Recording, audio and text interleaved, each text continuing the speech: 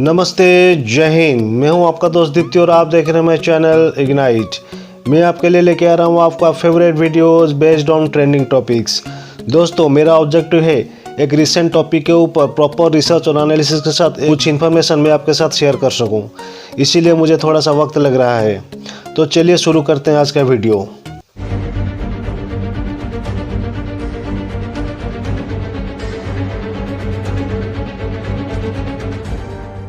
आज का टॉपिक है थूक के चाटने वाले को तुर्की कहते हैं।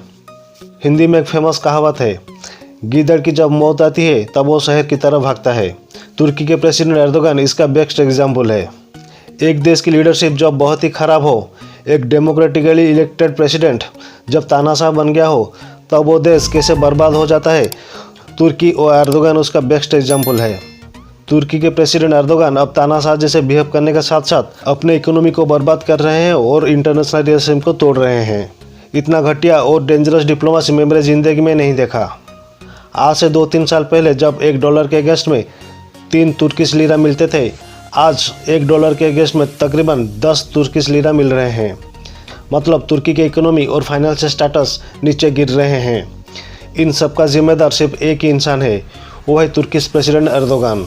आज से 3 दिन पहले ये न्यूज़ ब्रेकआउट हुआ था कि तुर्की ने 10 देशों के इन्वॉइस को तुर्की छोड़ के चले जाने के लिए पर्सोना नॉन ग्राटा इशू करने वाला था। वो अब पलट गया है। आप यूँ कह सकते हैं कि तुर्की अमेरिका के सामने झुक गया है और अपने ही थूक को चाट रहा है। तुर्किश प्रेसिडेंट एर्दोगन ने अपने लोग और पूरी मुस्लिम उम्मा के सामने अपने इमेज को इम्प्रूव करने के लिए 10 हाईली इन्फ्लुएंशियल कंट्री के इन्वॉय को पर्सोना नॉन ग्राटा इशू तो कर दिया, मगर जब यूएस और अदर कंट्री से हाईली प्रेशर और थ्रेट रिलीज हुआ, तब अपने फेस सेविंग करने के लिए एर्दोगन ने उस पर्सोना नॉन ग्राटा को कैंसिल कर दिया। मतलब कोई भी एनवॉय को तुर्की छोड़ के जाने की ज़रूरत नहीं है। यूएस ने अपने बैक चैनल डिप्लोमेसी से तुर्की प्रेसिडेंट एर्दोगन को ये बात समझा दी कि अगर वो अपने डिसीजन को वापस नहीं लेते हैं तो उनके हालत मोहम्मद गद्दाफी और सद्दाम हुसैन जैसे होने वाला है। इस सीरियस थ्रेट और 2023 में होने वाले जनरल इलेक्शन को देखते हुए एर्दोगन ने अपने ही थूक को चाटते हुए 10 देशों के इन्वॉय को बाहर करने की बात से पलट गए। तुर्की प्रेसिडेंट एर्दोगन अब ये कह रहे हैं कि ये सारे देश तुर्की के कानून को मानने के लिए तैयार हो गए हैं, जो कि सरासर झूठ है, क्योंकि यूएस इन्वॉय ने फिर से अपने पुराने डिमांड को दोहरा दी है। एर्दोगन सिर्फ अपने डोमेस्टिक वोटर को मैनिपुलेट करने के लिए ऐसा स्टेटमेंट दे रहे हैं।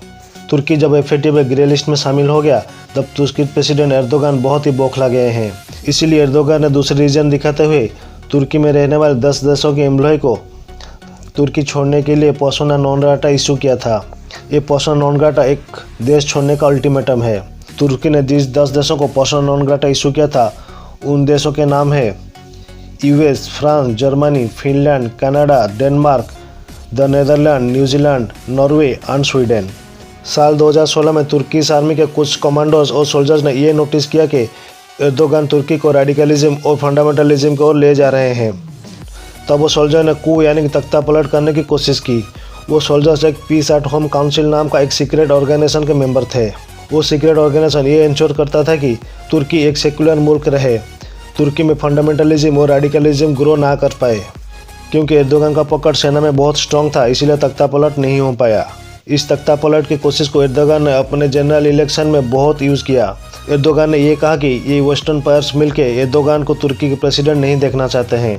तब एर्दोगन ने 2018 के जनरल इलेक्शन में फुल मेजोरिटी के साथ फिर से प्रेसिडेंट बन गए। उसके बाद एर्दोगन को जो भी अपना दुश्मन लगा, उन सबको चुन चुन के जेल में डालना शुरू कर दिए। उन सब में एक नाम था उस्मान कबाला।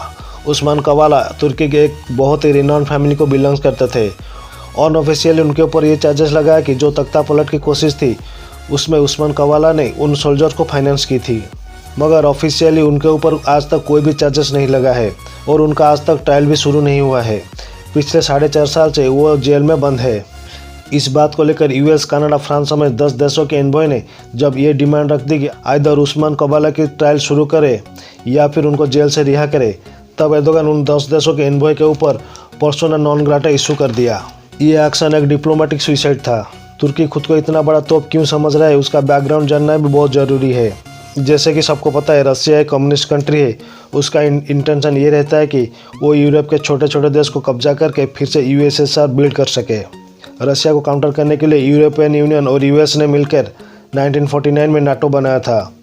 1952 में अपने जियो स्ट्रैटेजिक लोकेशन के लिए नाटो ने तुर्की को अपने साथ शामिल कर लिया, ताकि अगर फ्यूचर में यूएसएसआर के साथ कोई भी वार हो तब लॉजिस्टिक सप्लाई अनइंटरप्टेड हो सके। दोस्तों, ये पाकिस्तान और तुर्की की एक कॉमन स्ट्रेंथ है, वो है उन दोनों की जियो स्ट्रैटेजिक लोकेशन। जैसे सेंट्रल एशिया और यूरोप में बाय रोड जाके बिजनेस करना हो, तालिबान के ऊपर अटैक करना हो, तब लॉजिस्टिक सप्लाई करने के लिए पाकिस्तान का इम्पोर्टेंस बढ़ जाता है। ठीक उसी तरह रशिया को काउंटर करने के लिए तुर्की का इम्पोर्टेंस भी बढ़ जाता है। पाकिस्तान और तुर्की को ये बात अच्छी तरह मालूम है कि जब तक दुनिया में रशिया, यूएस, चाइना और यूरोपियन यूनियन है, तब तक इन दोनों देशों का इम्पोर्टेंस बना रहेगा। इसी बात का फ़ायदा इन दोनों देश सालों से उठाते आ रहे हैं। मार्च 2014 में रशिया ने नाटो को इग्नोर करता हुए क्रीमिया को कब्जा लिया। तब यूएस और यूरोपियन यूनियन ने सिर्फ रशिया को G8 ग्रुप से बाहर निकाल दिया और कड़ी सैंक्शन लगा दी। यूरोपियन यूनियन के ऊपर रशिया का हमेशा खतरा बना रहता है। तुर्की प्रेसिडेंट एर्दोगन को ये लगता है कि ग्रीस जैसे बाकी पड़ोसी देशों को कब्जा करके ये वापस ऑटोमन एम्पायर बना सकते हैं और पूरी मुस्लिम उम्मा का खलीफा बन सकते हैं। जैसे कि पाकिस्तान को ये लगता है कि वो कश्मीर के साथ साथ पूरे हिंदुस्तान को कब्जा कर सकता है। वैसे इन दोनों झंडों को हमेशा कुछ ना कुछ लगा रहता है, क्योंकि एर्दोगन और इमरान खान हमेशा तगड़ी नशा करके ख्वाब देखते रहते हैं। दोस्तों, आखिर में मेरा एनालिसिस में ये कहना चाहता हूँ कि अगर वक्त रहते तुर्की नहीं सुधरा तो आने वाले दिनों में तुर्की इंटरनेशनल आइसोलेशन का शिकार हो सकता है। जैसे कि नॉर्थ कोरिया, ईरान और पाकिस्तान तुर्की को नाटो से भी बाहर कर सकते हैं। तुर्की FATF के ब्लैक लिस्ट में भी जा सकता है। तुर्की के टूरिज्म इंडस्ट्री भी बर्बाद हो सकता है। तुर्की की इकोनॉमी आने वाले दिनों में कोलैप्स हो सकते हैं। न्यूक्लियर सप्लाई ग्रुप यानी कि NSG के मेंबर से भी तुर्की को बाहर निकाल सकते हैं। आर्मी फिर से कू यानी कि तख्ता पलट कर सकता है। तुर्की में सिविल वार होने के चांसेस भी बढ़ जाता है। The most important thing is Erdogan 2023 के जनरल इलेक्शन में हार सकते हैं। It's all about my video. अगर आपको मेरी वीडियो अच्छी लगी तो please like, share and comment and don't forget to subscribe my channel. That's all. Thank you.